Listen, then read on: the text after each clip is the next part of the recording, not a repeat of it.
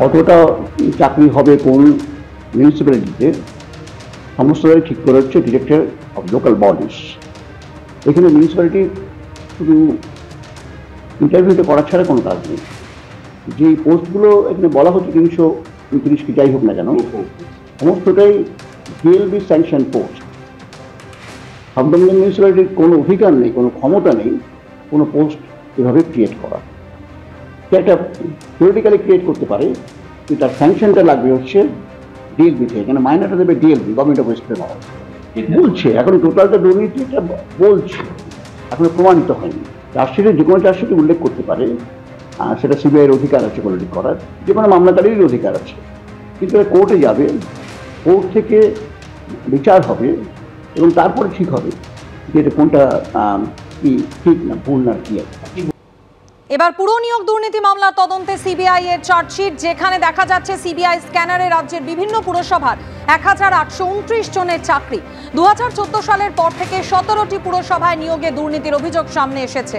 অর্ধেকের বেশি চাকরি বেআইনিভাবে হয়েছে, এমনটাই উল্লেখ করা হয়েছে সিবিআই এর এই চার্জশিটে।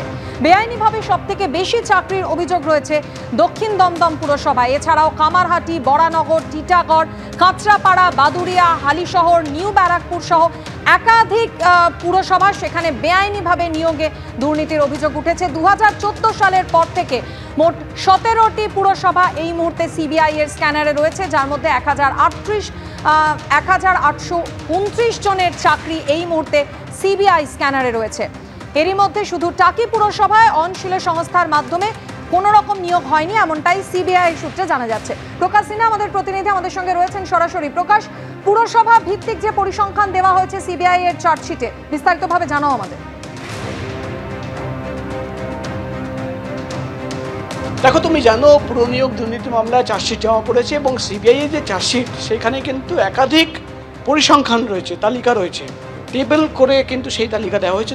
তোমাকে দেখাবো, শ্যামল জানাকে বলবো দেখাতে। তুমি দেখতে পাচ্ছ সিবিআই এর দাবি তারা কিন্তু ডাইরেক্টরেট অফ লোকাল বডিজের কাছ থেকে তথ্য চেয়েছিল এবং সেই তথ্য অনুযায়ী 2014 সালের পর থেকে কোন পদে কত চাকরি হয়েছে। মাজদুর 2375, সুইপার 36 জন, ক্লার্ক 405 জন, তো একাধিক পদে কিন্তু চাকরি হয়েছে। মোট 3650 জনের চাকরি হয়েছে এবং এখানেই কিন্তু সিবিআই আধিকারিকরা আরেকটি তালিকা দিচ্ছেন যে কোন কোন পুরসভায় কতজনের চাকরি হয়েছে। সবচেয়ে বেশি চাকরি হয়েছে দক্ষিণ দমদম পুরসভায় 329 জনের, দেখা যাচ্ছে কামারহাটি পুরসভায় 303 জনের, টিটাগড় পুরসভায় 221 জনের। এমন কিন্তু 17টি পুরসভার নাম রয়েছে যেখানে কিন্তু চাকরি হয়েছে এবং সিবিআই আধিকারিকরা জানাচ্ছেন যে তুমি দেখতে পাচ্ছ শান্তিপুর পুরসভা এবং পানিহাটি পুরসভা কোনো চাকরি হয়নি, নীল লেখা রয়েছে।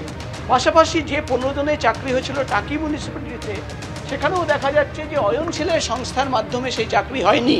অর্থাৎ সিবিআই তরফে দাবি করা হচ্ছে যে এখন পর্যন্ত তদন্ত তারা যেটা করেছেন, যেটা চার্জশিটে দাবি করা হচ্ছে বা তারা যেটা দাবি করছেন, কোনো তথ্য প্রমাণ তাদের কাছে রয়েছে কিনা তারা দাবি করছেন, সেই তথ্য প্রমাণের ভিত্তিতেই তারা চার্জশিট জমা করেছেন। কিন্তু যেটা দাবি যে 1814 জনের যে চাকরি হয়েছিল 17টি পুরসভায়, সেই চাকরি নিয়েই কিন্তু তদন্ত চলছে, সেই চাকরি কিন্তু তাদের স্ক্যানারে রয়েছে। অর্থাৎ তুমি জানো আইনশীলের যে অফিস, সেই অফিসে যখন তল্লাশি অভিযানে গেছিলেন সিবিআই আধিকারিকরা শিক্ষা নিয়োগ দুর্নীতি মামলায়, সেখানে কিন্তু তারা দাবি করেছিলেন যে তারা তথ্যের খনিতে প্রবেশ করেছেন এবং সেখানেই গিয়ে পুর নিয়োগে দুর্নীতি হয়েছে সেই তথ্য তারা পেয়েছিলেন। আগামী দিনেও তদন্ত চলবে এবং এই 17টি পুরসভা, কিন্তু তোমার মনে থাকবে যে ইডির আইনজীবী ব্যাংশাল কোর্টে দাঁড়িয়ে যে দাবি করেছিলেন যে 60টি পুরসভার তথ্য প্রমাণ তাদের হাতে রয়েছে, কিন্তু এই চার্জশিটে অন্তত কিন্তু আমরা 60টি পুরসভার কোনো তথ্য দেখতে পাচ্ছি না। শুধুমাত্র 17টি পুরসভার যে চাকরি হয়েছিল সেই চাকরির কিন্তু তথ্য রয়েছে এবং সিবিআই আধিকারিকরা জানাচ্ছেন যে আগামী দিনেও কিন্তু এই পুর নিয়োগের যে দুর্নীতি হয়েছে সেই দুর্নীতি নিয়ে তারা কিন্তু তদন্ত চালিয়ে যাবেন। ধন্যবাদ প্রকাশ।